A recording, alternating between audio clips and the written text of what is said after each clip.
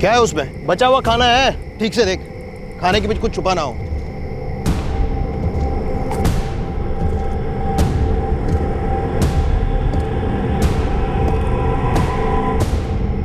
ना बचा हुआ खाना ही है, कुकड़ दी हड्डियां हैं। चल आगे देखते हैं। 3 दिन हो गए, अब तक कुछ भी हाथ नहीं लगा है। अब तक 2 किलोमीटर में एक इंच छान मारा, कुछ नहीं मिला। अब इंस्पेक्टर साहब ये सर्च ऑपरेशन रुकवा ही दे। इस कंस्ट्रक्शन साइट पर कोई औरत मिसिंग है? हाँ सर, 2 औरतें एक हफ्ते से काम पे नहीं आई। उन दोनों औरतों के गांव में अपनी कोई टीम भेजी? सब लोग किसी की शादी में गई हुई। सिंह, इससे पहले कि मीडिया भंगड़ा करे, हमें यह पता लगाना होगा कि वो सर कटा धड़ किस औरत है। सर 3 दिन से कटा हुआ सर ढूंढ रहे हैं डॉक्टर। जमीन आसमान एक कर दिया, पूरा इलाका छान मारा, लेकिन कहीं सर नहीं मिला। जब कटा हुआ सर बॉडी से जुड़ेगा तब कहीं जाकर इस केस की कड़ियां जुड़ेंगी। किसी लाश का बिना आइडेंटिफिकेशन के मिलना एक ब्लाइंड केस बन जाता है, और ब्लाइंड केस अमावस की रात की तरह होता है, जहां आप कहीं से भी एक सिंगल रोशनी की किरण के लिए भी तरस जाते हैं। पंजाब पुलिस की टीम के लिए 3 दिनों से अमावस की रात चल रही थी, जब सर अलग किया गया एक धड़ एक कंस्ट्रक्शन साइट से पाया गया। कहो भैया, कल काम मिला रहा का? काम मिला रहा। अरे हम तो घर में बैठा रहे। हाँ तो दिहाड़ी अच्छी मिली भैया।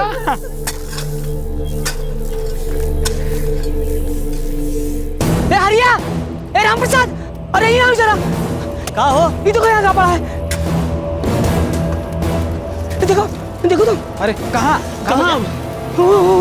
ये तो एक मुंडी नहीं किया वो। गुलाबी रंग का सूट पहने 28 से 30 साल की एक औरत। इसके आगे हमारे पास कुछ भी नहीं, लेकिन कोई भी चांस छोड़ना नहीं चाहिए। एक भी लीड मिले जिससे हम इसकी शिनाख्त कर पाएं और जांच को आगे बढ़ा पाएं। जाहिर सी बात है कि सर को धड़ से इसलिए अलग किया गया था ताकि पीड़ित की पहचान ना हो सके और कातिल कभी ना पकड़ा जा सके। लेकिन ऐसा कभी हो सकता है कि अमावस की रात चलती ही जाए और सूरज कभी उगे ही ना। देवजीत सोडी 3 दिन पहले 18 सितंबर को जलंधर के कंस्ट्रक्शन साइट पे लाश मिली थी। उसके 1 दिन पहले मेरी पुत्र भी अपने घर से निकली थी। आखिरी बार अपने पति राजीव जोहल से मिलने। राशि पुत्र, मैं तेरे पापा जी से मिलने जा रही हूँ। आज के बाद सब ठीक हो जाए, किसी को कोई तकलीफ नहीं होगी। तो जाओ।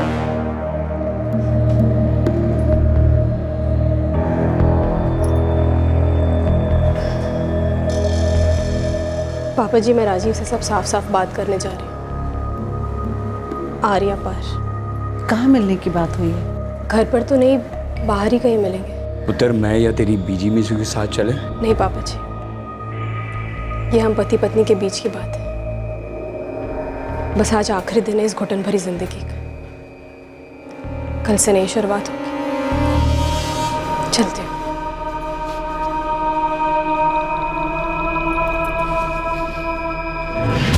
मेरी पुत्र, मेरी आंचल उस दिन के बाद घर नहीं लौटी साहब। पुलिस कांस्टेबल देवजीत सोडी ने उस लाश की शिनाख्त की थी और उनके अनुसार वो लाश उनकी 29 साल की बेटी आंचल की थी। बिना सर के लाश की शिनाख्त तो हो गई, पर सर का मिलना जरूरी था, और उस तक पहुंचने के लिए उस सर को काटने वाले तक पहुंचना जरूरी था। और अब शुरू हुई तहकीकात आंचल के कत्ल के पीछे छुपे राज की। देवजीत सोडी, अभी तक हमें तुम्हारी बेटी का सर मिला नहीं। क्या तुम बता सकते हो कि माजरा क्या है? ये सब आंचल के पति राजीव जोहल का किया करा है साहब। ये राजीव करता क्या है? वो भी मेरी तरह कांस्टेबल है। दोनों के बीच किसी तरह की कोई अनबन थी? आंचल उससे अलग होना चाहती थी, मुझसे मिलने भी गई थी आखिरी बार। राजीव जोहल का क्या कहना है? झूठा है साहब, 1 नंबर का झूठा है। कहता मेरी बेटी उससे मिली नहीं। उस दिन 17 सितंबर को जब आंचल घर नहीं लौटी तो मैंने रात को राजीव को फोन किया था। देखो ससुर जी, 3 दफा तो कह चुका हूं आपको कि मेरी आंचल से मिलने की कोई बात नहीं थी, और ना ही मैं आज उससे मिला हूं। और 6 बार पूछेंगे तो भी यही जवाब दूंगा। देखो राजीव, तुम जितनी बार झूठ बोलोगे मैं उतनी बार पूछता रहूंगा। भाई मेरी आंचल क्या क्या गई थी, वो तुमसे मिलने जा रही है। अच्छा, तो बताओ जरा, कहाँ मिलने की बात हुई थी हमारी? आंचल ने बताया होगा ना। वो तो नहीं बताया, पर कह रही थी कहीं बाहर मिलने वाले हो तुम लोग। देखो ससुर जी, या तो आंचल आपसे झूठ बोलकर कहीं चली गई है, या तो आप मुझसे झूठ बोल रहे हैं। अब दोनों में से कौन झूठ बोल रहा है मुझे नहीं पता। लेकिन मुझे इतना पता है कि मैं सच बोल रहा हूँ। मैं आज आंचल से नहीं मिला। बहुत बड़ी गलती होगी साहब, बहुत बड़ी गलती होगी मुझसे, जो इस शराबी के हाथ अपनी बेटी का हाथ दे दिया। सोडी, अभी तुमने हमें बताया कि राजीव भी कांस्टेबल है। जी साहब, उसका बाप रिटायर्ड कांस्टेबल है, प्रताप जोहल। हम दोनों दोस्त हुआ करते थे, उसी के भरोसे अपनी बेटी दी थी, पर इस राजीव ने जीना हराम कर दिया था मेरी आंचल को। समझ में नहीं आती ना तुझे, समझ में नहीं आती, हिट मी, समझ में नहीं आती ना तुझे, समझ में नहीं आती। देख भाई, अगर 3 महीने एक बूंद शराब पिए बिना कटेगा ना राजीव, तो हम अपनी बेटी को भेजने के बारे में सोचेंगे। अरे मैं कह रहा हूं ना, हाथ नहीं उठाएगा वो। तो अपने दोस्त पे भरोसा नहीं करता देवजीत। और जान दे यार, अगर तू दोस्त होता तो ये हालत ना होती मेरी पुत्र की। पापा जी, वो पिए या ना पिए, मैं वहां वापस नहीं जाऊंगी। कर चल आंचल, कम से कम राशि को तो हमें ले जाने दे। नहीं मम्मी जी, राशि मेरे बगैर कहीं नहीं जाएगी। बहन जी आप सोचो, बच्ची बिना माँ के कैसे रहेगी? देख आंचल, तो इस तरह मायके में आके बैठ जाएगी तो सारी बिरादरी में हमारी नाक कट जाएगी। आपकी नाक की फिक्र में मम्मी जी मैं अपना गला क्यों कटवाऊं? राजीव ने तो एक दिन मुझे मार ही डालना है। जानवर है वो, जानवर। देवजीत और आंचल दोनों मिलकर तेरे खिलाफ घरेलू हिंसा का केस दर्ज करने वाले थे। वो तो मेरी इज्जत और तेरी नौकरी का ख्याल करते हुए उन लोगों ने ऐसा कुछ नहीं किया। ओए अब तो सुधर जा पुत्र। अरे तो उसको बोलो ना सुधर जाए। इतना गुरूर भरा है कमीनी के सर में, जबान लड़ाती है मेरे साथ 2 टके की औरत। मैं कोई 2 टके का नौकर हूं, पुलिस वाला हूं, पति हूं उसका। जा जाके माफी मांग ले और ले आ उसे, जा। इस जन्म में तो ये होने से रहा पापा जी, गलती उसकी है, रेंगते हुए वही आएगी। गलती तो मेरी थी साहब, जो हर बार उसे समझा बुझाकर उसके पति के घर भेज देता था। सोचा था भाई दोनों घरों की इज्जत बरकरार रहे। पुत्र, मेरी पंचायत से बात हो गई है, उसने पंचायत को जबान दी है कि आइंदा हाथ नहीं उठाएगा। ठीक है जी, नहीं उठाऊंगा हाथ। और देख राजीव, गल सुन ले, ना हाथ उठावेगा ना बोतल खोलेगा। और क्या क्या करूं? चूड़ी और घाघरा भी पहन लूं? वो चुप कर राजीव। देखो आप सब लोग, नहीं मारूंगा बोल दिया मतलब नहीं मारूंगा। सर आपकी बात को आप लोग बाहर ही रहने दो। और शराब पीने से आदमी हैवान बन जाता है राजीव, और तुझे तो ये बात मालूम होनी चाहिए। मैनू बस इतना मालूम है, 2 बूंद पीता हूँ तो 2 कदम संभलता हूँ। अगर नहीं पिया होता तो कब का उस मुंहफट घमंडी लड़की के साथ कुछ कर दिया होता। सच कह रहा हूँ, शराब बचाती है उसे मुझसे और मैनू अपने आप से। पुत्र,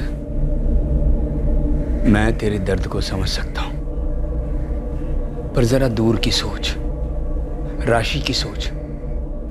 देख, तेरा घर आखिर में तेरे पति का घर है पुत्र। उस घर में आपकी बेटी को मार काट दिया जाए तो भी वही उसका घर है पापा जी। ऐसा कुछ नहीं होगा पुत्र। उसने पंचों के सामने वादा किया है। वादे तो उसने रब के सामने भी किए थे। अग्नि को साक्ष्य मान के बहुत से वादे किए थे उसने, पर जब उसने वो वादे नहीं निभाए तो पंचों के सामने किए वादे वो क्या निभाएगा पापा जी? और फिर भी आप चाहते हैं कि मैं ऐसे आदमी के पास वापस चली जाऊं? मेरी बेटी ने ठीक कहा था साहब, ये राजीव ना भरोसे के लायक है और ना माफी के। ये कुत्ते की दुम और हैवान की नीयत कभी सिद्धि नहीं हो सकती साहब। मारना नहीं, दरवाजा खोल। मैं नहीं जाऊंगी उस घर में वापस। और पापा जी, अगर आप नहीं चाहते हैं कि मैं यहाँ रहूं तो मैं राशि को लेकर कहीं और चली जाऊंगी, पर उस राक्षस के साथ मैं एक पल और नहीं रह सकती। मैंने सोच लिया कि मुझे उससे तलाक चाहिए और मैं ये तलाक लेके रहूंगी पापा जी। मुझे भी लगा साहब, भाई इज्जत के नाम पर मेरी बेटी को इतना दर्द क्यों मिले? मैंने कहा रह ले पुत्र, यहीं रह ले, और सोचा कि जो भी बन पड़ेगा मैं वो सब करूंगा अपनी आंचल के लिए, राशि के लिए। उस दिन 17 सितंबर को आंचल राजीव से मिलकर ये रिश्ता पूरी तरह तोड़ने वाली थी, अपने तलाक की बात करने वाली थी। राशि पुत्र, मैं तेरे पापा जी से मिलने जा रही हूँ। कहाँ मिलने की बात हुई है? घर पर तो नहीं, बाहर ही कहीं मिलेंगे। पुत्र, मैं या तेरी बीजी में से के साथ चले? नहीं पापा जी, ये हम पति पत्नी के बीच की बात है। पर उस आदमी ने बात करने की बजाय मार डाला मेरी बेटी को। उसे इसी बात का डर था और वही हुआ, गला काट दिया उसने मेरी बेटी का, गला काट। सर, आंचल का फोन अभी भी स्विच ऑफ आ रहा है। लास्ट लोकेशन धीलपुर बता रहा है। सब ये राजीव उसी धीलपुर थाने में कांस्टेबल है। सोडी, हम तुम्हारी बेटी के कातिल को ढूंढ कर ही दम लेंगे। अब तुम भी हमारी फोर्स के और तुम्हारा दामाद राजीव भी हमारी फोर्स के। कोई दामाद मवाद नहीं सर। कौन सा दामाद सर? मेरे लिए वो बस मेरी बेटी का कातिल है, खूनी है और कुछ नहीं है। अगर खून उसी ने किया है तो मैं तुमसे वादा करता हूं सोडी, उसके साथ जरा से भी नरमी नहीं बरती जाएगी, भले ही वो हमारी फोर्स का क्यों ना हो।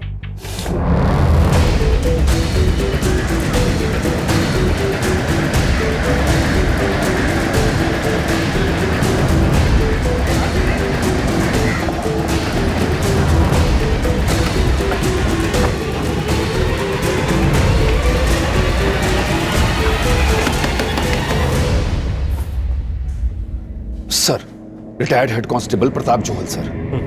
बेटा कहाँ है आपका? जी वो नाइट ड्यूटी थी ना, तो इस वक्त सोया हुआ है। जोहल साहब, उठाइए उसे। आज के बाद नींद उसे मुश्किल से नसीब होगी।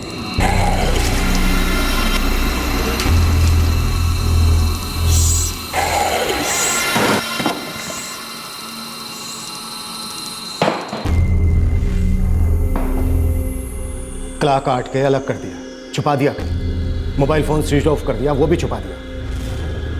क्रिमिनल्स को पकड़ते पकड़ते उनके तरीके भी सीख गया राजीव। साहब, बार बार यही कहूंगा, मैं उस दिन अपनी पत्नी आंचल से मिला ही नहीं। तेरे ससुर, वो भी हम दोनों की तरह पुलिस वाले हैं। झूठ बोल रहे हैं वो। हाँ, झूठ बोल रहे हैं वो। साहब, अगर आप ये सोच सकते हो कि एक पुलिस वाला कत्ल कर सकता है, तो आप ये क्यों नहीं सोच सकते कि एक पुलिस वाला झूठ भी बोल सकता है? कांस्टेबल राजीव, मैं बस इतना जानता हूं कि इंसान झूठ बोल सकता है, लेकिन लाशें नहीं। नहीं साहब, ये आंचल नहीं है। आंचल के बाबा, जिन्होंने इसे पैदा किया, उनका कहना है कि उन्हीं की बेटी है। और 17 तारीख को उनके घर से ये सूट पहन कर निकली थी आंचल तुमसे मिलने, और यही सूट हमें इसके शरीर से मिला। ससुर जी कुछ भी बोले, मैं गारंटी के साथ कह सकता हूँ ये धड़ मेरी बीवी का नहीं है। मैं अपनी बीवी को अच्छे से पहचानता हूँ। एक बाप से भी बढ़कर। 8 साल से पत्नी है वो मेरी, उसको सर से पैर तक मुझसे ज़्यादा कोई नहीं पहचान सकता। मैं लिख कर देने के लिए तैयार हूँ, है आंचल दी लाश नहीं है। अब इस केस में एक जबरदस्त ट्विस्ट आ गया। लाश की शिनाख्त करने वाले कांस्टेबल देवजीत सोडी और उनकी पत्नी विशाखा ने आइडेंटिफाई किया था कि बिना सर की लाश उनकी बेटी आंचल की है। लेकिन आंचल का पति कांस्टेबल राजीव जोहल पूरे दावे के साथ कह रहा था कि यह लाश उसकी पत्नी की नहीं है। क्या था यह माजरा? कौन सच बोल रहा था और कौन झूठ? कौन कौन शामिल था इस साजिश में, और क्या थी ये साजिश? इस तरह का गुलाबी सूट दुनिया में एक ही तो नहीं है ना। आप गांव में जाइए, हर दूसरी लड़की के पास ऐसा सूट मिलेगा। मैं आपसे कह रहा हूं साहब, इस गुलाबी दाल में कुछ बहुत ज्यादा काला है साहब।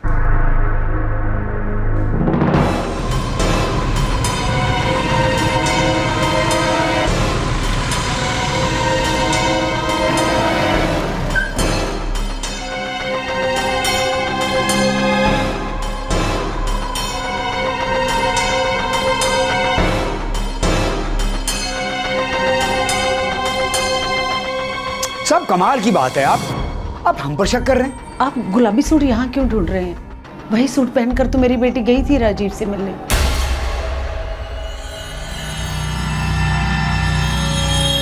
राजीव झूठा आदमी है साहब, एक नंबर का झूठा आदमी है वो बहका रहा है आपको साहब, बहका रहा है आपको।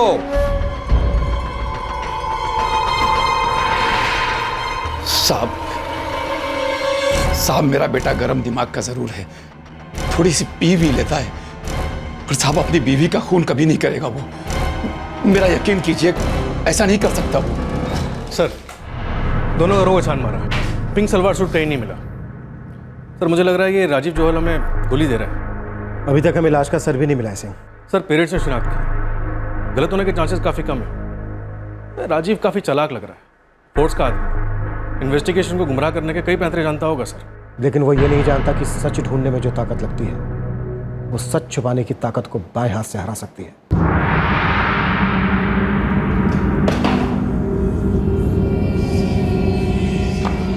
हमने तेरे खिलाफ FIR दर्ज किया राजीव।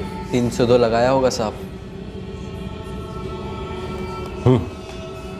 302 हत्या करने के लिए और साथ में 201 भी सबूत गायब करने के लिए। अब आप जो ठीक समझें कीजिए साहब, पर इतना समझ लीजिए ये FIR आप खारिज करेंगे ही करेंगे।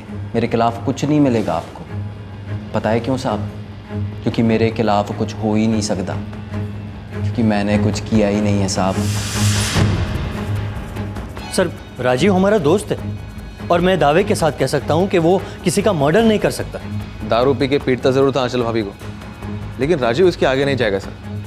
बंदे को सर्विस और नौकरी की काफ़ी चिंता है सर। सर अब मानो या ना मानो, लेकिन किसी ज़माने में वो अपनी पत्नी से बहुत प्यार करता था।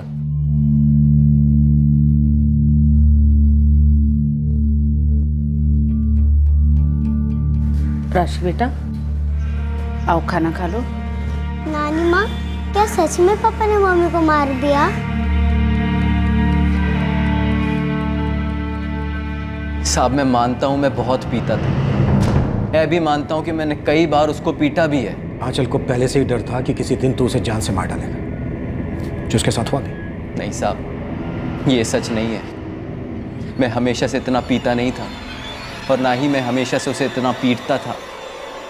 एक बार पूछा आपने देवजीत जी से कि राजीव जोहल ऐसा क्यों बना? अच्छा, तो मतलब तेरे पास पीने के लिए और पीटने के लिए कारण भी है। नया एंगल, सही जा रहा है राजीव, गुड गोइंग। साहब है कोई झूठा एंगल नहीं है,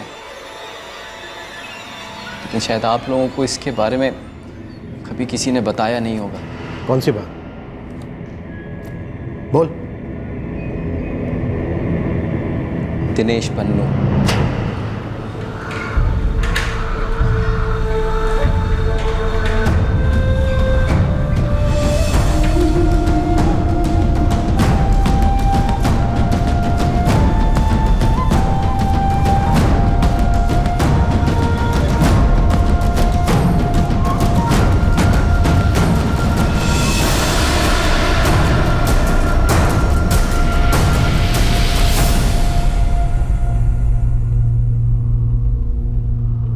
ये साइकिल रिक्शा वाले दिनेश पन्नू का तेरी बीवी के मर्डर से क्या ताल्लुक है? साहब यही तो जड़ है मेरी और मेरी पत्नी के बीच इतनी नफरत की। ऐसा क्या किया इसने? क्या नहीं किया साहब ये पूछो। चोरी की है इसने, बहुत बड़ी चोरी। कैसी चोरी? इसने मुझसे मेरी पत्नी को चुराया है साहब। और अब तू मुझसे अपनी नजरें चुरा रहा है, एक के बाद एक नया झूठ। झूठों का मोर्चा खोल रहा है कि कहीं तेरी चोरी पकड़ी ना जाए। सचिव, ऐसा तो होने से रहा, और क्या गलत तू भी कहीं ना कहीं अंदर से अच्छी तरह से जानता है। दिनेश पन्नू? नहीं साहब, ये नाम मैंने पहले कभी नहीं सुना। राजीव का कहना है कि आपकी बेटी आंचल का किसी साइकिल रिक्शा चलाने वाले दिनेश पन्नू के साथ कोई चक्कर चल रहा था। जी करता है इतने जूते मारूं मैं इस राजीव को, झूठा साला, बदनाम कर रहा है मेरी बेटी को। वो साहब एक नंबर का बेशर्म कमीना आदमी है ये। देखिए, हमारी बहू आंचल लगभग रोज ही बाजार जाती है छोटी छोटी चीजों के लिए, पर बड़ी बन ठन के जाती है। अच्छा, वही रिक्शा वाले के साथ? वो तो कभी ध्यान नहीं दिया। दिनेश पन्नू का नाम सुना है? कौन है ये? राजीव, तेरे खुद के माँ बाप ने भी कभी इस दिनेश पन्नू का नाम नहीं सुना। तो इसका यह मतलब तो नहीं साहब कि दिनेश पन्नू है ही नहीं। मैंने अपने माँ बाप को कभी नहीं बताया। शर्म आती थी मैनू साहब, और मैं उन्हें परेशान करना भी नहीं चाहता था। क्या नहीं बताया तूने अपने माँ बाप को? यही साहब कि जब भी मैं नाइट ड्यूटी से घर पहुंचता बेवक्त आता कभी, तो आंचल घर पे कभी होती ही नहीं थी।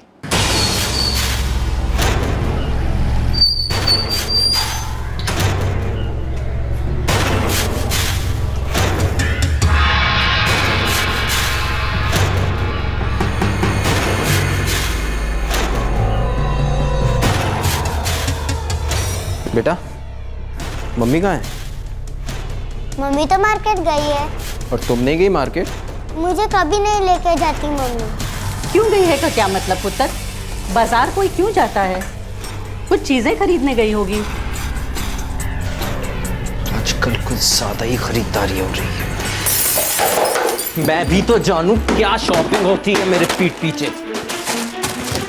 जब भी घर आता हूं तू बाहर होती है। अब क्या पता तू बाजार गई है या किसी के बिस्तर पे। क्या मतलब? कितना भद्दा इल्जाम लगा रहे हो तुम मुझ पर? राजीव प्लीज छोड़ दो मुझे। राजीव साहब वो मुझसे सच छुपा रही थी। चक्कर चल रहा था उसका और मैंने उसका चक्कर पकड़ लिया।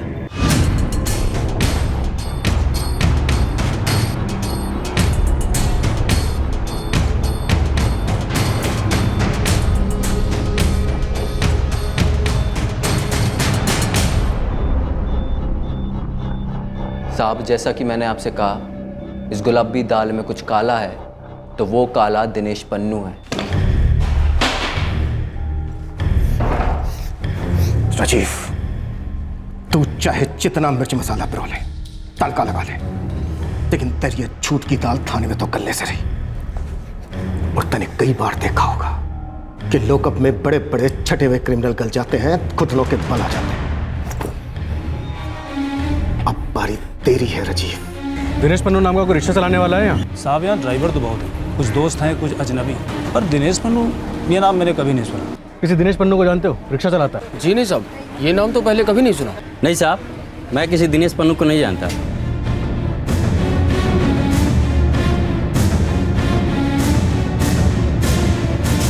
सर, दिनेश पन्नू का नाम तक किसी ने नहीं सुना।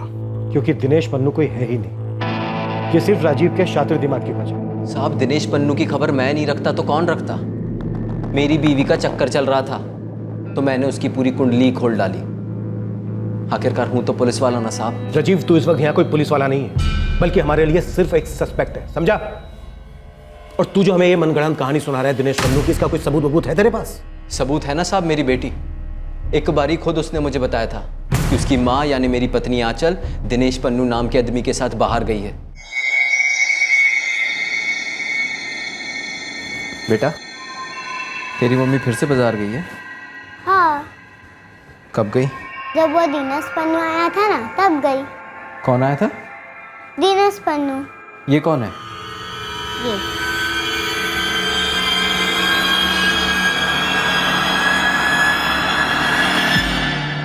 आप तो जानते हो साहब, बच्चे नादान होते हैं, कभी झूठ नहीं बोलते।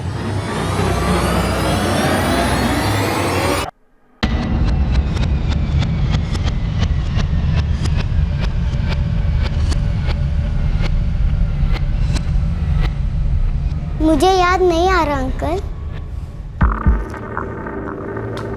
राशि पुत्र, डरो मत। आपने अपने पापा को बताया था, दिनेश पन्नू नाम था। दिनेश पन्नू साइकिल रिक्शा चलाता है।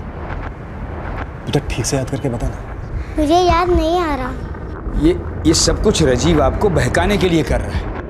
बड़ा चालाक आदमी है वो, वक्त बर्बाद कर रहा है आपका। यार राजीव, कुछ किया हो तो बता दे। यार तूने सच में आंचल भाभी का कत्ल किया है क्या? मैंने आंचल को नहीं मारा यार, ये लोग कोई गेम खेल रहे हैं मेरे साथ, मैंने फंसाने के वास्ते। सर, लाश बिना सर के पाई गई है। मौत चूहे के जहर से हुई है। विक्टिम के पिता हेड कांस्टेबल देवजीत सोडी और उनकी पत्नी विशाखा ने लाश को आइडेंटिफाई किया है और यह भी बताया है कि लाश पर जो ड्रेस थी, एक गुलाबी सलवार सूट, वो सूट आंचल 17 सितंबर को अपने घर से पहनकर निकली थी, ये बताकर कि वो राजीव से मिलने जा रही है कहीं बाहर। इसलिए हम इस कोर्ट से पुलिस कस्टडी की मांग करते हैं ताकि पुलिस राजीव को इंटरोगेट कर सके और कटा हुआ सर और मर्डर वेपन ढूंढ सके। सर, मेरे क्लाइंट कांस्टेबल राजीव जोहल को सिर्फ शक के बेसिस पर अरेस्ट किया गया है और इनके खिलाफ कोई ठोस सबूत भी नहीं पाया गया। इसलिए मैं कोर्ट से अपील करता हूं कि इनका अरेस्ट ऑर्डर कैंसिल कर दिया जाए और इन्हें घर जाने दिया जाए। राजीव को 14 दिन के लिए जुडिशियल कस्टडी में भेजा जाता है और डिफेंस चाहें तो उसके लिए बेल की अप्लाई कर सकते हैं।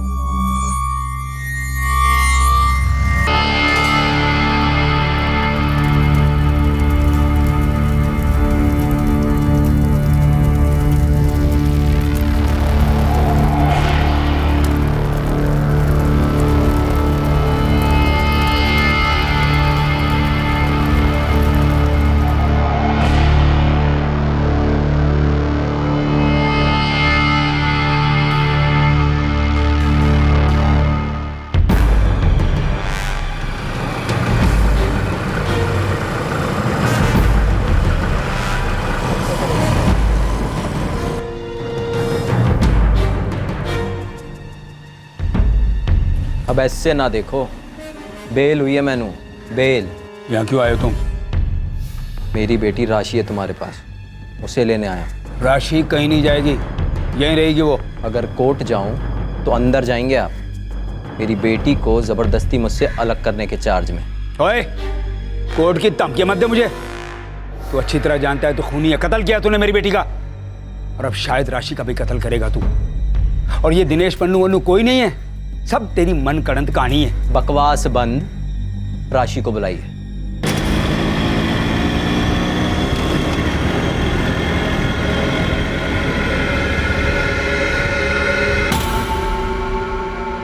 जब तक केस क्लोज नहीं होता तो सस्पेंड ही रहेगा।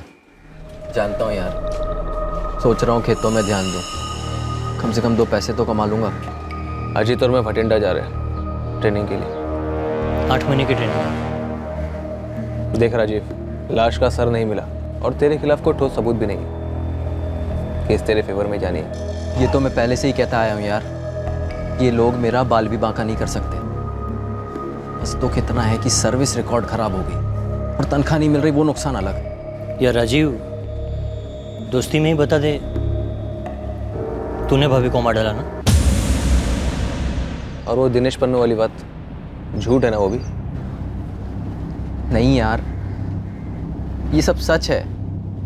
दिनेश पन्नू नम का आदमी है और मैंने आंचल को नहीं मारा।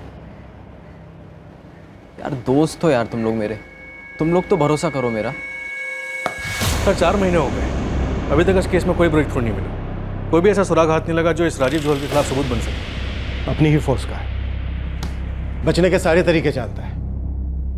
बहुत सोच समझकर उसने एक गेम खेला है, लेकिन हर गेम में जीतने वाला कभी ना कभी हारता भी है। एक कत्ल हुआ है और कातिल अभी तक आजाद है, लेकिन बहुत जल्द हम इस बिना सर वाली लाश के कातिल को ढूंढ कर रहे हैं।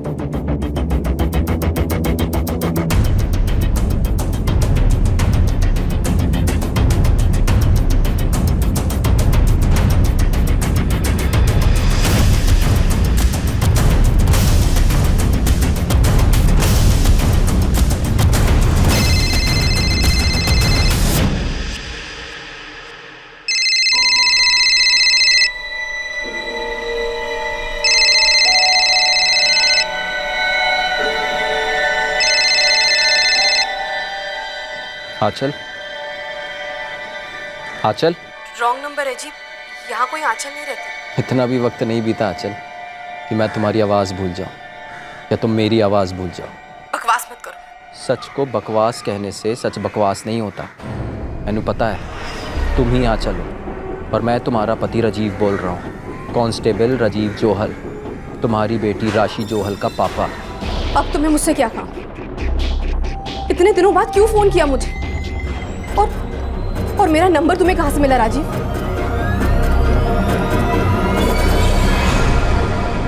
पुलिस को एक 29 साल की औरत का बिना सर का धड़ मिला, जिसकी शिनाख्त की थी उसके माता पिता ने कि ये लाश उनकी बेटी आंचल की है, कांस्टेबल राजीव जोहल की अलग हुई पत्नी। अंतिम संस्कार के 8 महीने बाद इस मर्डर के आरोपी सस्पेंडेड कांस्टेबल राजीव जोहल ने अपनी मर चुकी पत्नी आंचल से संपर्क किया पर आखिरकार ये कैसे हो पाया था?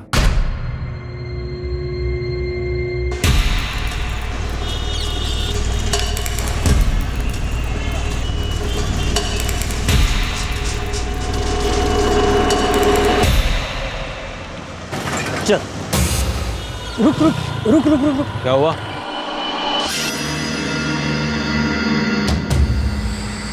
वो अपने राजीव की पत्नी आंचल भाभी है ना?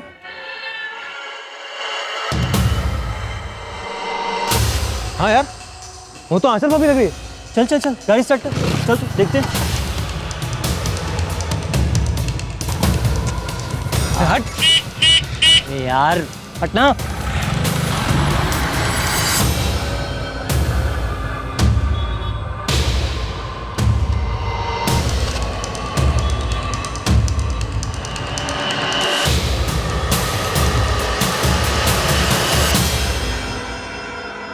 वो मैं आपको क्यों बताऊं? आप है कौन? वो साहब, वो मैं उसका नाम वाम नहीं जानती, बस चूड़ियों के रेट जानने आई थी वो। अक्सर आती है क्या? हाँ जी नहीं, आज पहली बार ही देखा उसे। यार मैं दावे के साथ कह सकता हूँ वो आंचल भाभी ही थी। लेकिन वो दुकान वाली तो कहती है उसे जानती ही नहीं है, और पहले भी कभी देखा नहीं है।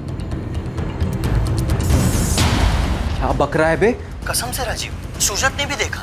हम दोनों दावे के साथ कह सकते हैं कि वो आंचल भाभी ही थी। अबे तो पीछा क्यों नहीं किया उसका? कर सकते तो नहीं करते क्या? एक तो शॉक सेटल होने में टाइम लग गया और वो एकदम से गायब हो गई। ढूंढो यार, कैसे भी उसे ढूंढो।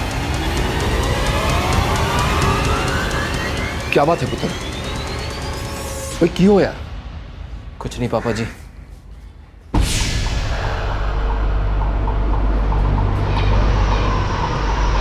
अरे कुछ बताएगा अभी, माजरा क्या है? किसका फोन था? बस इतना समझ लो पापा जी, मेरा सस्पेंशन बहुत जल्द खारिज होने वाला है।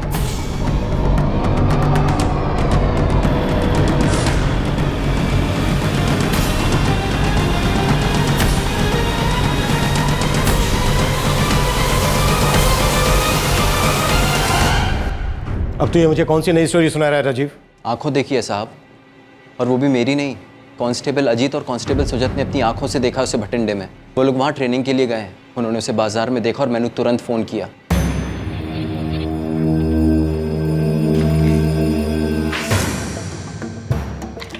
सर, अजीत और सुजत दोनों से बात हुई।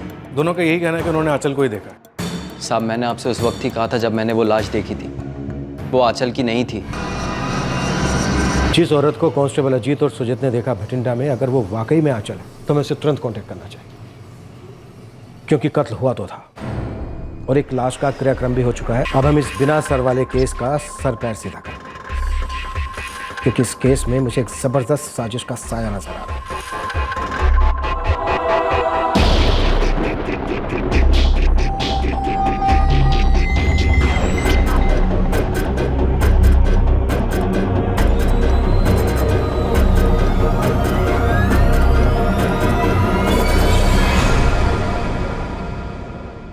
मैंने शक है कि आंचल ने ही कोई गेम खेला है। आप लोगों ने मेरी बात नहीं मानी, पर मैं अभी आपसे फिर से कह रहा हूं, दिनेश पन्नू नाम का साइकिल रिक्शा वाला है और उसका मेरी बीवी के साथ चक्कर था। राजीव, इस चक्कर के चक्रव्यूह में हम तभी घुस पाएंगे जब हम आंचल तक पहुंच पाएंगे, वो भी खुफिया तरीके से। आंचल के किसी भी करीबी को इस बात की भनक तक नहीं लगनी चाहिए कि हमें पता है आंचल जिंदा है और हम उसका पीछा कर रहे हैं। पुलिस ने अपनी सारी ताकत उस औरत तक पहुंचने में लगा दी जिसे कांस्टेबल अजीत और सुजत ने भटिंडा की मार्केट में देखा था। पुलिस को यह पता लगाना था कि भटिंडा में उसका एड्रेस क्या था और वो किसके साथ रह रही थी। और फिर एक बार टेक्निकल सर्विलेंस ने वो एकमात्र सुराग पेश किया जो पुलिस को आंचल तक ले गया। सर, हमने जो चांस लिया था वो काम कर गया। आंचल के इंस्ट्रूमेंट का IMEI नंबर ट्रैक हुआ? हाँ सर, और उसका फोन भटिंडा में यूज हो रहा है और उसमें एक नया सिम कार्ड है 44467875। ये भी तो हो सकता है कि उसका इंस्ट्रूमेंट कोई दूसरा आदमी यूज कर रहा है। सर, भटिंडा में जहाँ अजीत और सुजत ने उसे देखा था, इतना बड़ा इत्तेफाक कैसे हो सकता है सर? सिंह, एक काम करो, राजीव को बुलाओ और उससे कहो कि इस नंबर पर फोन करो। सर,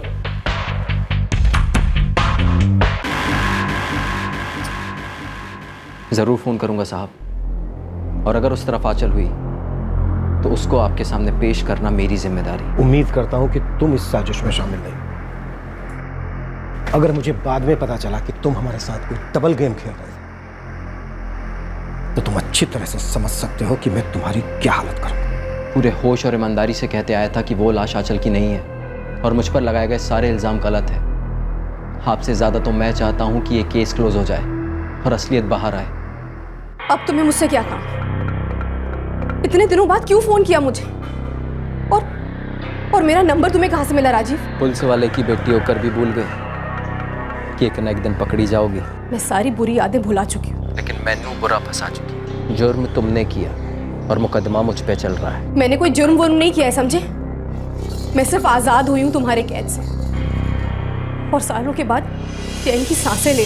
किसके साथ हो रहा है चैन की सांसों का प्राणायाम? वही साइकिल रिक्शा वाला दिनेश पन्नू। देखो, मेरी जिंदगी से तुम्हारा कोई ताल्लुकात नहीं और ये मत भूलो कि मैंने तुम्हें छोड़ा है। मेरी बदनसीब बच्ची की माँ हो तुम, उसे भी छोड़ दिया?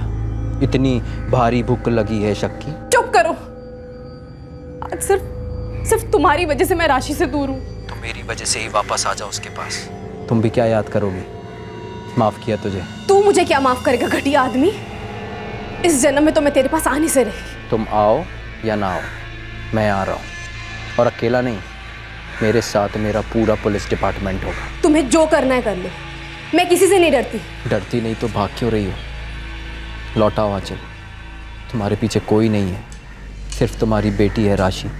रोज रो रो कर सोती है तुम्हारी याद में, कहती है एक दिन मेरी माँ जरूर लौट आएगी। मैं उसे अकेला नहीं संभाल सकता आंचल। तुम्हें आज़ादी चाहिए, मैं तलाक दे दूंगा, लेकिन उसे अपने साथ रख लो, वो तुम्हारे बिना जिंदा नहीं रह पाएगी।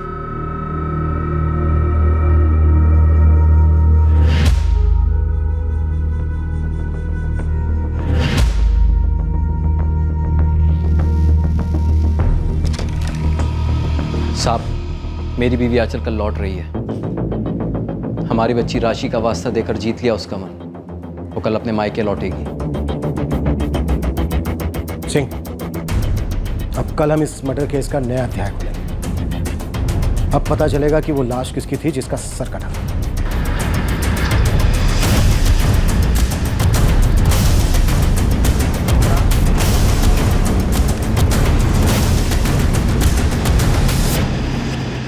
जिसकी लाश की शिनाख्त की गई थी, जिसका अंतिम संस्कार किया गया था, वही आंचल अब लौट आई थी। अपने अतीत के साए से दूर छुपी बैठी आंचल अपनी बेटी राशि का वास्ता दिए जाने पर पिघल गई थी। इस मर्डर केस में काफी ड्रामा अभी बाकी था। वो औरत कौन थी जिसे चूहे मारने का जहर देकर मारा गया था और फिर सर काटकर धड़ छोड़ दिया गया था पुलिस के लिए? कौन था इस कत्ल के पीछे? क्या राज था इस ब्लाइंड केस का?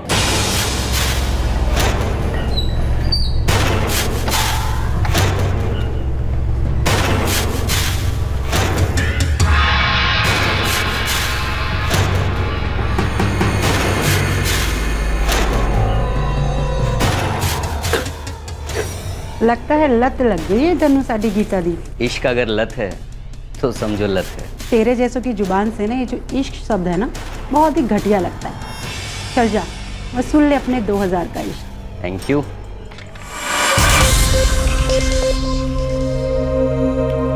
तू मेरे बिना रह नहीं सकता ना? तो हमेशा के लिए मुझे उड़ा के ले क्यों नहीं जाता यहाँ से?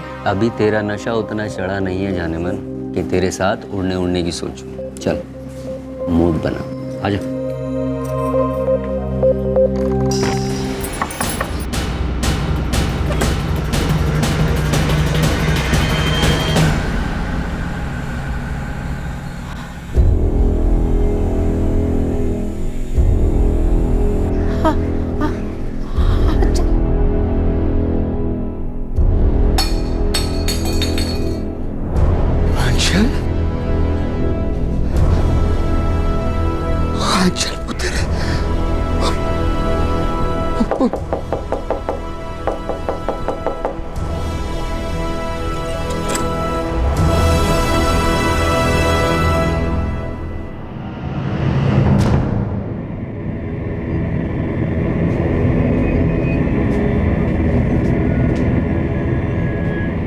सोडी, तुम्हें और तुम्हारी पत्नी को काफी शौक लगा होगा ना आंचल को जिंदा देखकर?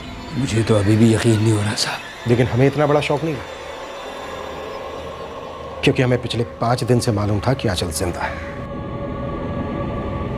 अब तो आंचल ही हमें बताएगी कि वो औरत कौन थी जिसका इसने कत्ल किया है। सर मैंने किसी का कत्ल वत्ल नहीं किया है।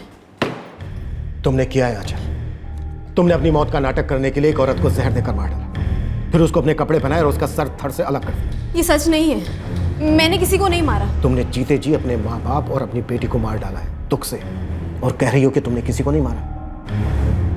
अब जल्दी से बोल दो वो औरत कौन थी। नहीं सर, मुझे कुछ नहीं पता। तो फिर तुम्हारे माँ बाप को जरूर मालूम होगा, शायद वो भी मिले हुए हैं इस साजिश में तुम्हारे और तुम्हारे प्रेमी के साथ। मेरा प्रेमी? ये क्या कह रहे हैं आप? दिनेश पन्नू।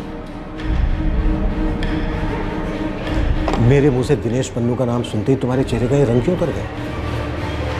आंचल, तुम्हारी खैरियत इसी में है कि जल्दी से हमें बता दो औरत कौन थी और उसके कत्ल के पीछे कौन है।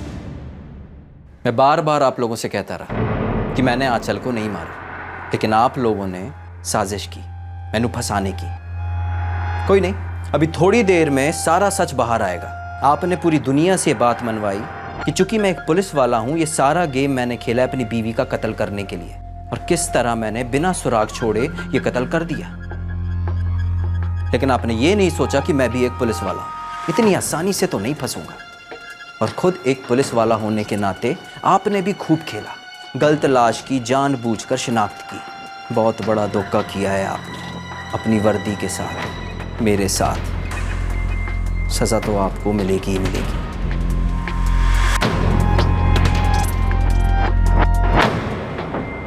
ये राजीव क्या कह रहा था जी? झूठा है। लेकिन आप तो सच्चे हो ना?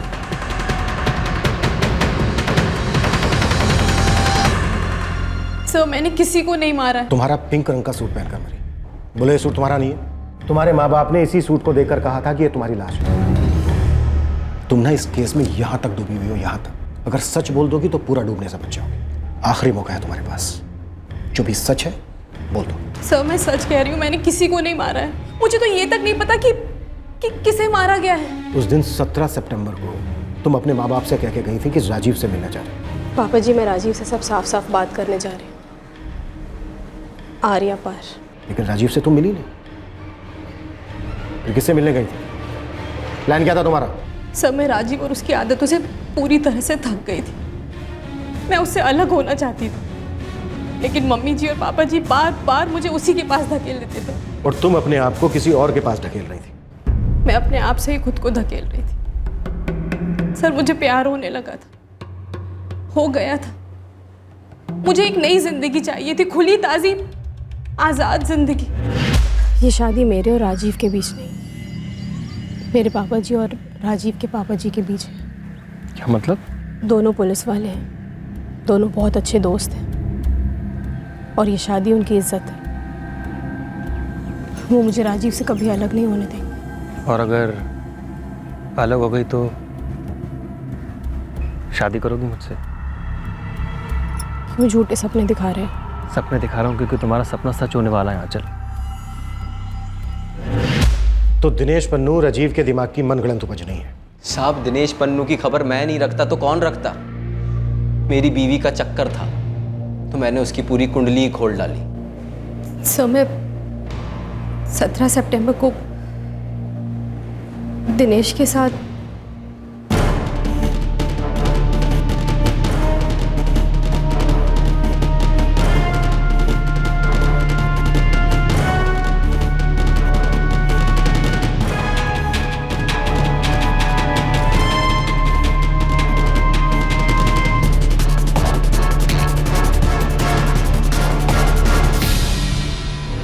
अपने घर वालों से झूठ बोला, अपनी बच्ची से झूठ बोला। सर और कोई चारा नहीं था मेरे पास। तुम्हारी चोरी पकड़ी गई आंचल, बेहतर है कबूल कर लो। सर मैं बस उस घर से निकल गई थी, मुझे और कुछ नहीं पता। आंचल, ये केस तुम्हारे कत्ल का केस है, पर तुम तो जिंदा हो।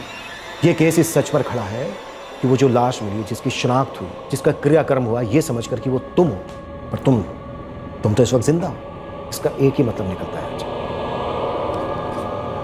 कि किसी ने तुम्हारी मौत का नाटक रचा। देखिए, मुझे किसी नाटक वाटक के बारे में कुछ नहीं मालूम। तुम्हारे मालूम या ना मालूम होने से कोर्ट को कोई फर्क नहीं पड़ने वाला है आंचल। तुम पूरी तरह से फंस चुकी हो और यहां से निकलने का एक ही रास्ता है।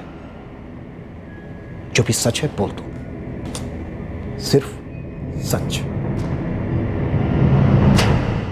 एक बात साफ थी कि आंचल की मौत की साजिश रची गई थी, लेकिन वो औरत कौन थी जिसकी बिना सर की लाश को आंचल करार दिया गया था? एक नई जिंदगी की शुरुआत, एक दर्दनाक रिश्ते से छुटकारा। आंचल ने अपनी जिंदगी की दूसरी इनिंग्स की शुरुआत एक जुर्म के साथ की थी, मर्डर जैसे संगीन जुर्म के साथ। क्या आंचल के लिए इस जुर्म के साए से बच निकलना किसी भी एंगल से संभव था? बिल्कुल नहीं, क्योंकि क्राइम नेवर पेज। आओ गीता, आ जाओ। तो आज तक पिंजरे में कैद थी, अब इस घोंसले में आजाद रहेगी। मुझे मालूम था एक दिन तुम मुझे रिहा जरूर कराओगे, किसी भी कीमत पर उड़ा के ले आओगे मुझे। तेरी फ्लाइट की टिकट 50,000 की पड़ी है।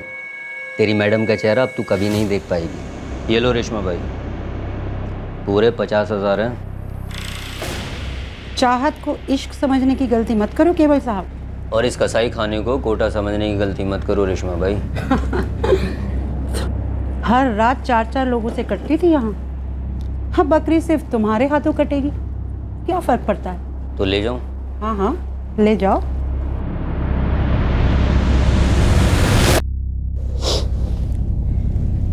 केवल मुझे आज़ादी की आदत लगने में कुछ दिन लगेंगे। अब तू अपनी मर्जी की मालकिन है। मैं ये सपना देखने से भी कतराती थी और तुमने इसे सच कर दिया। मैं तुम्हें जिंदगी भर बहुत प्यार करूंगी, तुम्हें पूरी जिंदगी मिलेगी मेरी।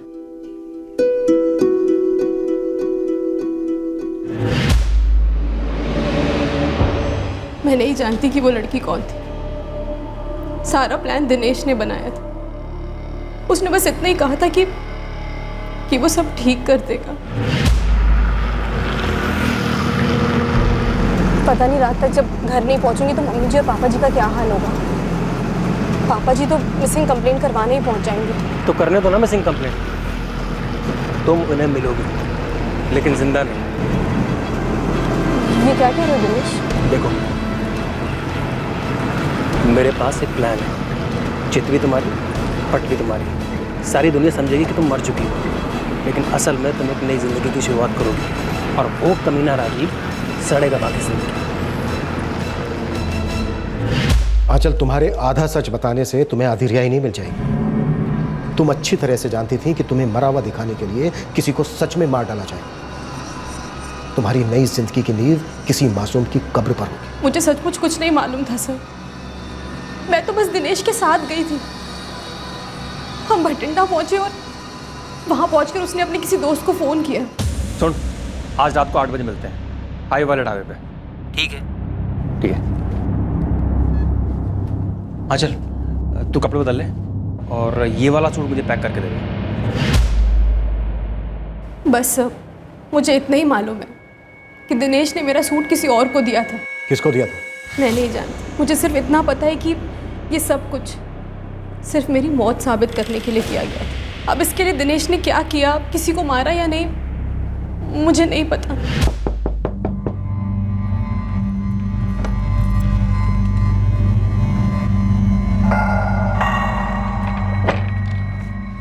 कुछ मुंह मीठा करा दे। आज से तेरी पुरानी जिंदगी खत्म, नई जिंदगी शुरू, हमारी नई जिंदगी शुरू। आंचल,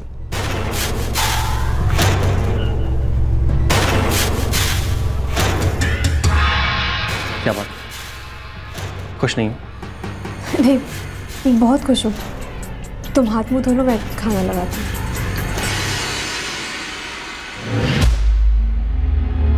सचमुच प्यार करता था सर वो मुझसे और मैं उससे।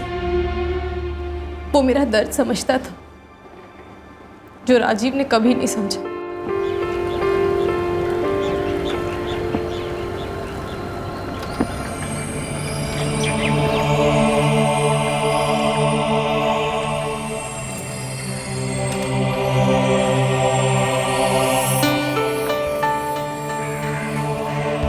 आप रो क्यों रही हैं? मैं कहाँ रो रही हूँ? रो तो रही हैं आप अंदर से। पहले भी बैठी हैं आप रिक्शे पे 2 बार, तभी रो रही थी।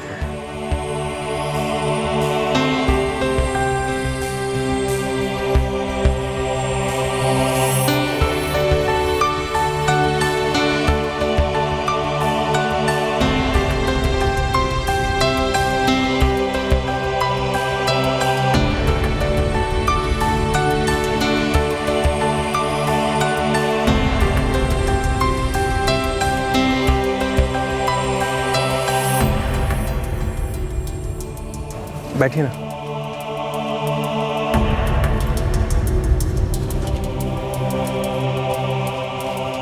अगर आप चाहें तो मैं आपको रोज लेने आ सकता हूँ और वापस छोड़ भी दूंगा। मैं रोज़ दिनेश से मिलती और धीरे धीरे उससे अपने सुख दुख बांटने लगी। ज़्यादातर तो दुख ही होते, सुख तो बस उसके साथ ही मिलता था। दिनेश मेरे दर्द को समझता था, मेरी बातें सुनता था।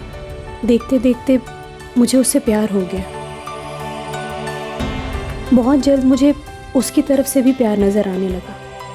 इतना प्यार जो मुझे ज़िंदगी में पहले कभी नहीं मिला और शायद कभी मिलेगा भी नहीं।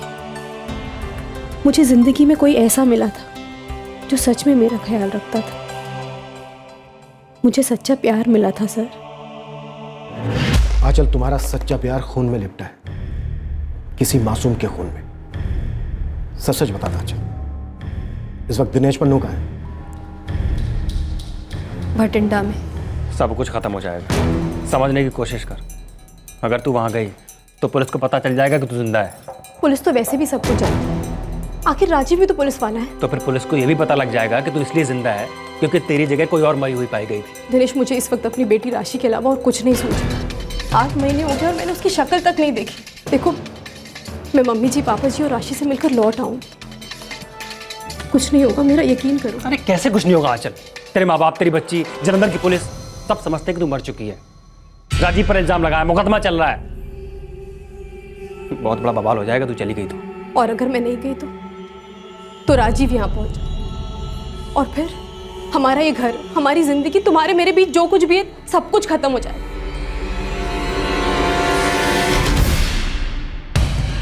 आंचल, अगर तुम चाहती हो कि मैं तुम पर यकीन करूं तो तुम्हें बिना सवाल के वही करना होगा जो मैं तुमसे कहूं। क्या करना होगा सर?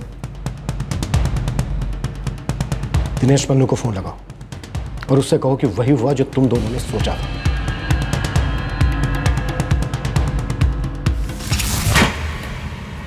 सबूतों की रोशनी में यह ब्लाइंड मर्डर केस अब ब्लाइंड नहीं रहा था। यह जाहिर हो चुका था कि इस संगीन जुर्म और साजिश का मास्टरमाइंड था रिक्शा चालक दिनेश पन्नू। लेकिन वो लाश किसकी थी, इस सच का खुलासा होना अभी बाकी था। लेकिन उससे पहले कुछ और ड्रामा होना भी बाकी था।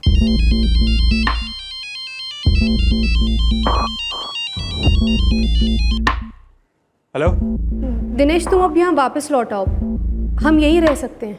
पागल हो गई है क्या? दिनेश, पुलिस ने वो केस क्लोज कर दिया है और राजीव मुझे तलाक देने के लिए तैयार हो गया है। राजीव पर तुम्हारे कत्ल का मुकदमा चल रहा है। हाँ, वो पुलिस ने खारिज कर दिया है, उन्हें राजीव के खिलाफ कोई सबूत नहीं मिला। मैं सच कह रही हूँ, यहाँ किसी को हम में कोई दिलचस्पी नहीं। हम यहीं अपना घर बना लेंगे। मम्मी जी, पापा जी, राशि सब साथ होंगे तो सब सही होगा ना। तुम बस पहली बस लेकर यहाँ सीधे आ जाओ। Hello hello hello Dinesh, Dinesh तुम सुन रहे हो ना?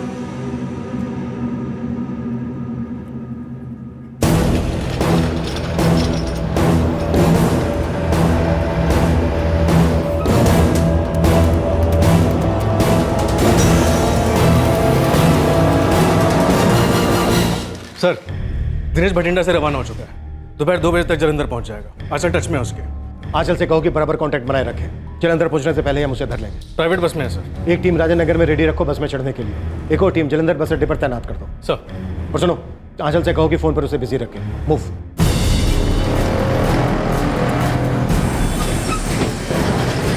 हाँ चल, बस थोड़ी देर में पहुंच रहा हूँ। दिनेश, मैं तुम्हें जलंधर बस स्टैंड लेने आ रही हूँ। किस बस से आ रहे हो तुम? Rinki tours and travels. Dinesh का फोटो तो होगा ना तेरे मोबाइल में?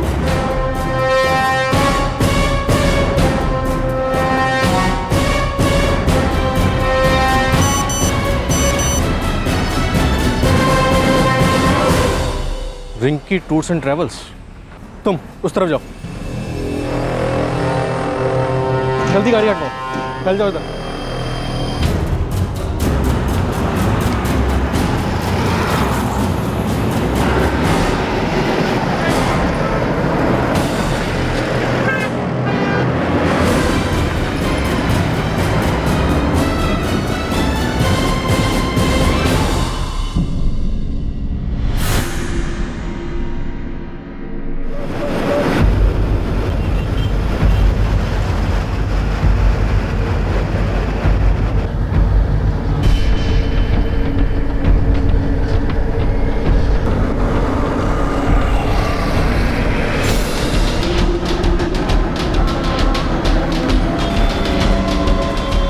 बस आ रही है, सब लोग अलर्ट, सब लोग अलर्ट।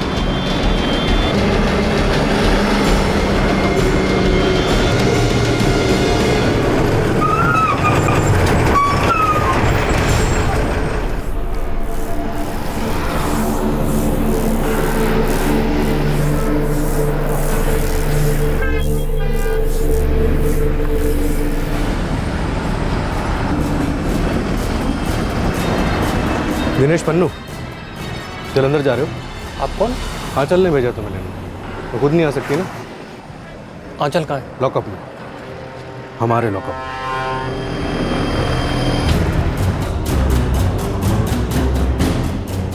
आंचल? आंचल ने मदद की आप लोगों की मुझे पकड़वाने में? तुम्हारी करतूतों ने तुमको पकड़वाया दिनेश पन्नू। और ये तुमने सोच भी कैसे लिया कि किसी का खून करके तुम आराम की जिंदगी गुजारोगे?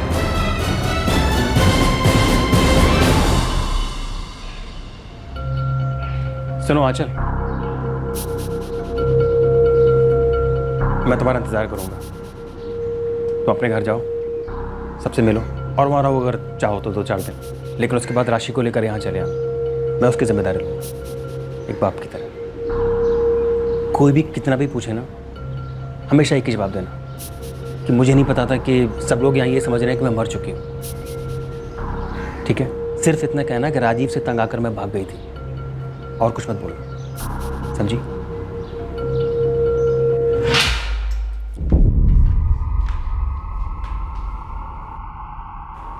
क्या बताया तूने सब लोगों को? हाँ? बोलना क्या बताया? तेरा खेल अब खत्म हो चुका है दिनेश पन्नू, क्योंकि तेरी टीम में फूट पड़ गई। पर साहब ये तो बताइए, इसने क्या बताया मेरे बारे में? इसने हमसे बताया कि जिस दिन ये तेरे साथ भागी थी उसी दिन तूने इसका पिंक कलर का सूट पैक करवाया और अपने किसी दोस्त के हवाले कर दिया, जो बाद में हमें एक बिना सर की लाश के शरीर पर से मिला। इसने हमसे यह भी बताया कि तूने एक औरत का कत्ल किया, पर यह नहीं जानती वो औरत कौन थी। पर साहब इसे पता था किसे मारा गया? बोला चल, पता था कि नहीं पता था? बोलना। नहीं सर, ये झूठ बोल रहा है। साहब ये झूठ बोल रही है। तुम दोनों झूठ बोल रहे हो, क्योंकि तुम दोनों का प्यार ही झूठा है। लेकिन कोई गल नहीं, मैंने सच निकलवाना बहुत अच्छे से आता है। अब तुम दोनों मिलकर यह तय कर लो कि बिना दर्द सहे सच बोल लोगे या फिर दर्द में पिलपिलाते हुए सच बोलोगे। साहब न सिर्फ ये कत्ल के बारे में जानती है, बल्कि कत्ल इसी ने किया है। इसी ने उस औरत के खाने में जहर मिलाया।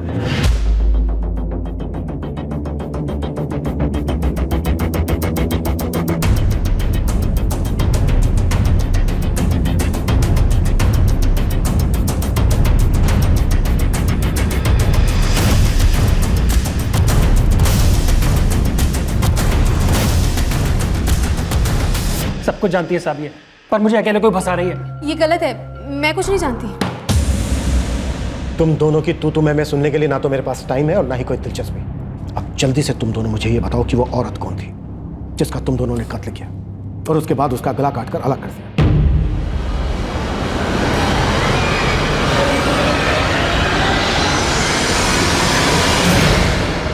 सुन, आज रात को 8 बजे मिलते हैं, 5 वाले ढाबे पे। ठीक है। ठीक है। हाँ चल, तू कपड़े बदल ले और ये वाला सूट मुझे पैक करके दे दे। लेकिन है कौन वो औरत जो मेरे लिए अपनी जान देगी? तुम्हारा ये दोस्त कौन? वो औरत कौन थी दिनेश? किस्मत बड़ी बकवास चीज होती है यार दिनेश। एक तरफ तू है जो अपने प्यार से मिलने के लिए तरस रहा है, और एक तरफ मैं हूँ जो अपनी औरत से पीछे छुड़ाना चाह रहा है। तारीख बताओगे?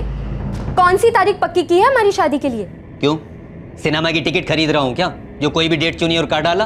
अरे शादी एक पेचीदा चीज होती है और लाइफ में एक ही बार करता है आदमी। और सुहागरात जो तुम रोज मनाते हो मेरे साथ, कभी सुबह कभी रात में, वो पेचीदा चीज नहीं है। तेरे लिए क्या नया है? तुझे तो आदत है ना।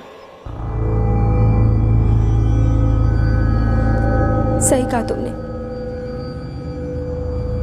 लेकिन मुझे इश्क करने की आदत नहीं है। कोटे पर जो लोग आते थे वो लोग पैसा देते थे, अपना काम करते थे और चले जाते थे। कोई मेरा दिल नहीं दुखाता था जैसे तुम दुखा रहे हो। कोई मुझे जलील नहीं करता था जैसे तुम जलील कर रहे हो। अरे मैं कोई जलील वलील नहीं कर रहा हूँ तुम्हें, मैं तो सिर्फ इतना कह रहा हूँ कि पापा जी के सामने तुम्हें कैसे लेके जाऊँ। क्या बोलूंगा मैं उनसे कि पापा जी ये गीता है, मैं इससे शादी करना चाहता हूँ। और हाँ पापा जी एक बात तो मैं बताना भूल ही गया आपको, ये जो गीता है ना ये धंधे वाली रह चुकी है। ये बोलूँ मैं अपने माँ बाप को? तो कोठे से बाहर निकालकर मुझे यहाँ लेकर ही क्यों आए? आज बड़ी याद आ रही है तुझे अपने कोठे की? हाँ? कोठे की मैडम सही कहती थी दिनेश, चाहत और इश्क में बड़ा फर्क होता है। एक दिन मेरा दिल भर जाएगा। पहले हफ्ते में 2 बार जाता था तब तक ठीक था, जब से इसे घर लेकर आया हूँ तो सर चढ़ बैठी है। और ऊपर से क्या? ऊपर से क्या?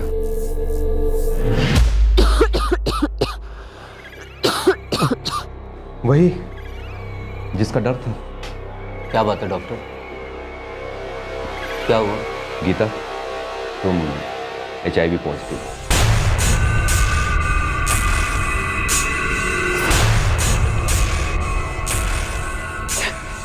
जब कोठे पर थी हमेशा सारी सावधानी लेती थी, हमें सिखाया जाता था, फिर भी पता नहीं ये सब कैसे हो गया।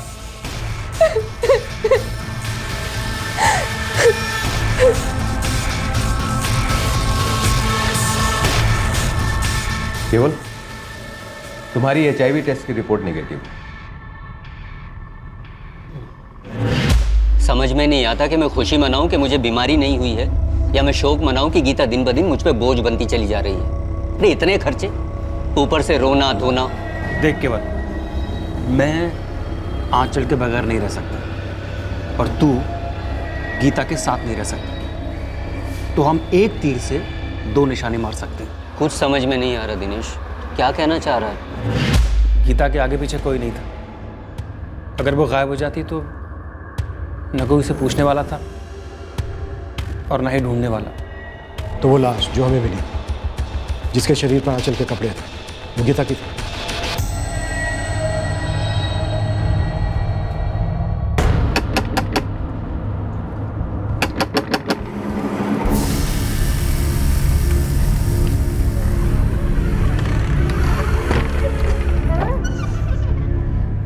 ये मिलाना होगा गीता के खाने में।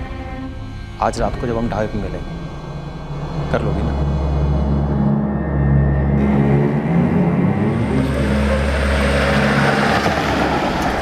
हम लोग जालंधर में शादी करेंगे गीता। मेरा दोस्त और उसकी बीवी हमारे साथ होंगे। कौन सा दोस्त? मैं कभी मिली हूँ उससे? नहीं, अभी मिलोगी ढाबे पर। हम लोग एक साथ खाना खाएंगे, फिर शादी करेंगे। मैं सिर्फ हम दोनों को खुश देखना चाहती हूँ। मैं भी आज बहुत खुश हूँ गीता।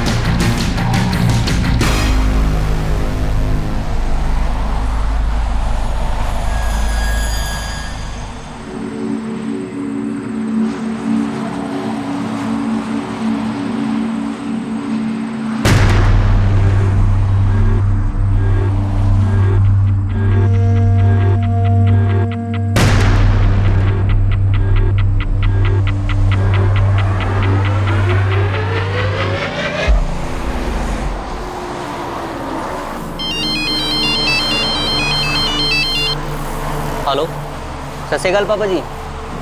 जी गीता, पापा जी का फ़ोन है, तुमसे बात करना चाहते हैं। मुझसे बात करना चाहते हैं? हाँ, अकेले में बात करते हैं। दिनेश आया। भाभी जी। हाँ पापा जी।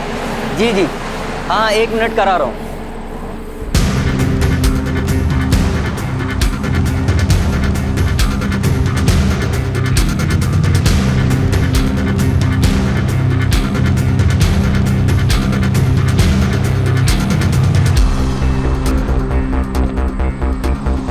हेलो हेलो, 1 मिनट मुझे दे, दिखा ना।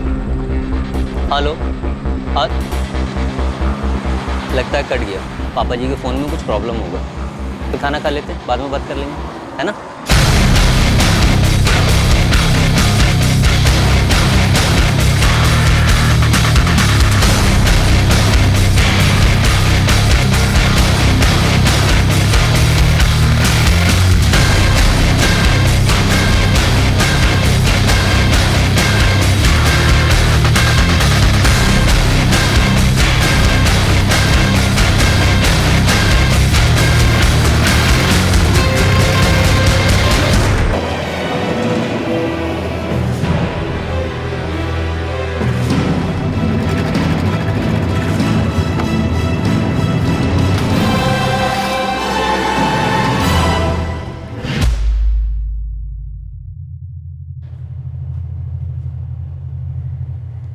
तो तुम दोनों को क्या लगा? कितना बड़ा जुर्म करने के बाद तुम दोनों की जिंदगी बड़े हंसते खेलते गुजरेगी? अच्छा, तुम एक 6 साल की बच्ची की मां हो। तुमने एक बार भी नहीं सोचा कि तुम जेल में जाओगी तो उस बच्ची का क्या होगा? मैं जेल में ही तो थी सर, और राजीव के साथ रहना उम्र कैद से कम नहीं था। फर्क है आंचल, बहुत बड़ा फर्क है। तुम उस जेल से निकलने के लिए हमारे पास आ सकती थी, कानून की मदद ले सकती थी, राजीव से अलग हो सकती थी, अपनी जिंदगी नए सिरे से शुरू कर सकती थी।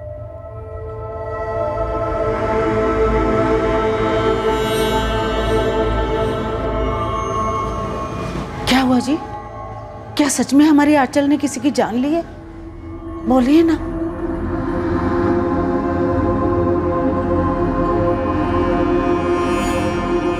पापा, मम्मी कब आएगी? वो अब कभी नहीं आएगी। क्यों? क्योंकि मुझे नहीं पता बेटा।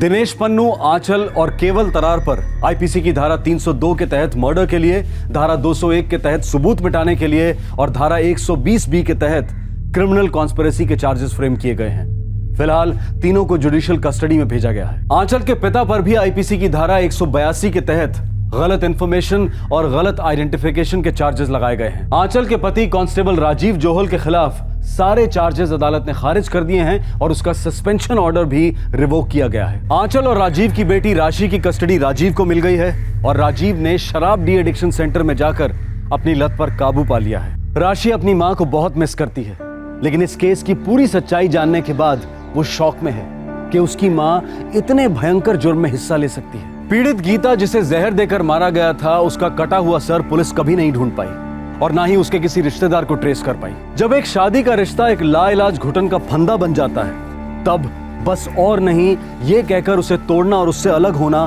बेहद मुश्किल होता है। लेकिन इस तरह के क्राइम्स ऑफ पैशन हमें बार बार यही सीख देते हैं कि चाहे शादी ब्याह हो या फिर कोई प्रेम का रिश्ता, ये ऐसा कोई बोझ नहीं है जिसे हम जिंदगी भर अपने गले में लटका कर घूमें। रिश्ता तोड़ना कानून तोड़ने से बेहतर है। अलग होकर समाज में चंद दिनों के लिए अपने आप को रीएडजस्ट करना जिंदगी भर जेल में काटने से बेहतर है। किसी भी नई जिंदगी की शुरुआत या कोई भी नया रिश्ता किसी की लाश पर खड़े होकर नहीं बनाया जा सकता। आपसे फिर मुलाकात होगी क्राइम पेट्रोल सतर्क में एक और नए केस के साथ। तब तक अपना ख्याल रखें, सुरक्षित रहें और याद रखें, बीते हुए वक्त पर रोने से बेहतर है कि आने वाले वक्त के लिए मेहनत की जाए। सही वक्त, सही कदम, सतर्क रहें। जय हिंद। क्राइम पेट्रोल के और भी दिलचस्प कहानी देखने के लिए हमारे चैनल को सब्सक्राइब करें और बेल आइकॉन दबाना न भूलें।